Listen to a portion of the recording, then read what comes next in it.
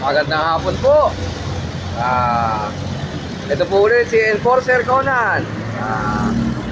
Tatalakayin po natin ang pagkakaiba ng ano ang maganda, traffic light o enforcer. Ang pinakamaganda po ay enforcer.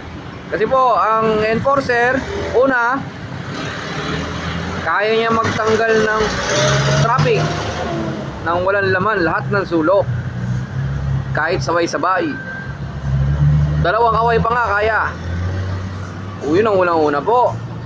Pangalawa, ang traffic light po ay pagka nag-lock na, hindi na niya kayang tanggalin ng lock. Kasi kung ano lang ang oras, go, stop, yun lang ang oras. Ang traffic light, ang pagkakaiba niya, ang enforcer kayang alisin ang lahat ng traffic. Kasi pag na-disregard ng oras, kung ano yung puno, yun ang hihilahin at pwedeng mag-butterfly at mag-caterpillar. Yun po ang pagkakaiba. O yun po meron pa, marami pa. Ang enforcer kayang-kayang magpatawid ng ambulansya. Kaya magpatawid ng ambulansya.